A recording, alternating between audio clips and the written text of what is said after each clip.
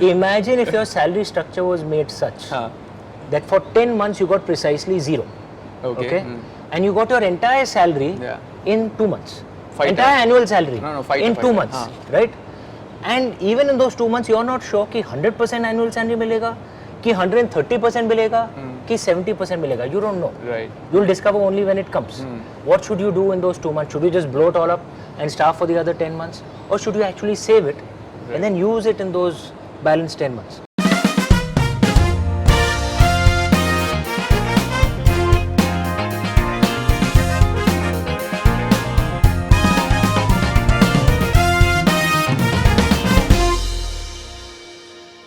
Hi folks, welcome.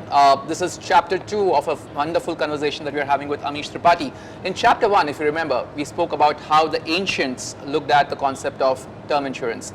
This chapter, we move on to the second category of insurance, which is long-term financial planning. Picking your brains now as a specialist in the ancient philosophy, the way of thinking. What was the approach towards long-term financial planning? Any nuggets from that which you think still holds true?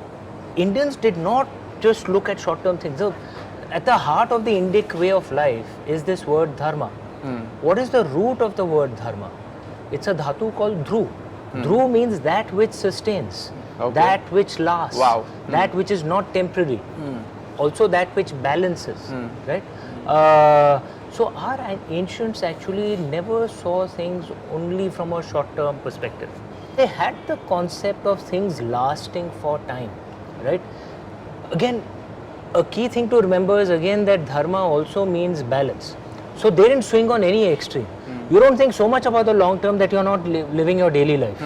But you're not so lost in the pleasures of daily life that you're not thinking about the long term at all. There has to be a balance between the two. So then where did we lose it? Because, just like getting people to take a term insurance or, plan for their retirement are tough from getting people to make those behavioral changes. That also holds true for long-term financial planning. The key word is long-term, because the moment you talk about, this is going to double your money in 3 years or 5 years, it's a much easier sell. Yeah. And anyone who comes and tells you is going to double your money in 3 years, anything that sounds too good to be true is possibly not. Is possibly not true. Not true, right? But so bringing back, so if you're saying that was the way, that was the Indic philosophy, that was the way society used to believe, so how do you bring that back? Look, a big part of realizing long-term planning is actually then maybe not drawing so much from the ancient, just the fact that you're going to live very long, right?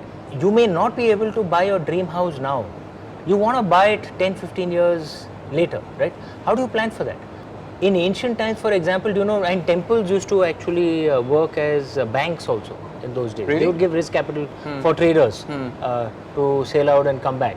And if traders made losses, ships could get pirated in those days, could get, in ancient times, it was much more likely than in the modern day. Or some accident could happen or something. Then because the temple had funds and it was essentially a social organization, worked for charity, etc., they could actually take care of that risk. So they must have been the original insurance companies, right? They were in a way. In terms of risk, kind of balancing, yes, they were. But they weren't profit-making entities. In today's day, you don't have such social organizations, you have profit-making organizations, but they can serve that same goal for you, right? There's someone who can you need to find someone you can trust. This used to happen in ancient times. We had a very sophisticated economic structure. We won 35% of the world's GDP just by farming. It doesn't work that way, right? That is actually a part of our ancient tradition. We've lost much of that because it's not taught to us, right? In school, you would have been taught there are 4 seasons, right? Yeah, summer, autumn, winter, spring. India actually has 6 seasons. Europe has 4 seasons. So they don't teach our tradition. So we think it's something new. It's not.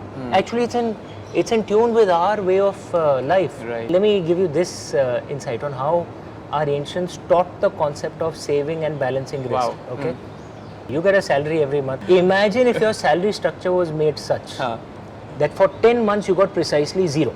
Okay. And you got your entire salary in 2 months. Entire annual salary in 2 months, right? And even in those 2 months, you're not sure कि 100% annual salary मिलेगा, कि 130% मिलेगा, कि 70% मिलेगा. You don't know. You'll discover only when it comes. What should you do in those 2 months? Should you just blow it all up and starve for the other 10 months? Or should you actually save it and then use it in those balanced 10 months? You should do that, right? You Right, should do the absolutely. latter. Yes, yes. This is what a monsoon system was. Got it. 2 months of monsoon is your bounty. And for the rest of the 10 months, India and Southeast Asia are the only guys who have this kind of climate. It automatically just brings in risk management, saving, using in the lean period. It's a part of life. Sure. Right? If you get back to our way of life, you'll realize our ancestors actually lived this way.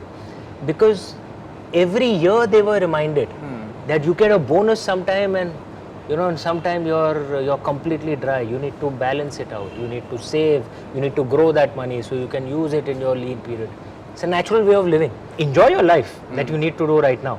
But some part of it you keep aside for that. Right. 30 One eye year on the period. current, one eye on the future kind of a thing. And our ancients used to keep one eye on even those who have died. Right, They were right. that. That was their long-term expanse thinking. of the time That was scale. their expanse of vision. Fantastic. They weren't just thinking about the party this weekend. Right. True. So, if you have to reduce it to 3 mantras when it comes to financial planning that we should be drawing from the wisdom of the ages, what would those 3 be? The first is a lovely Sanskrit line, Ati Sarvatra Varjait. Extremism of any kind should be avoided. Moderation in everything. In everything. Okay?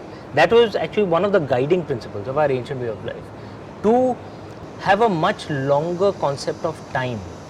Okay? Carl Sagan had said this, perhaps the only ancient culture which thought of time in terms of billions of years was actually ancient India.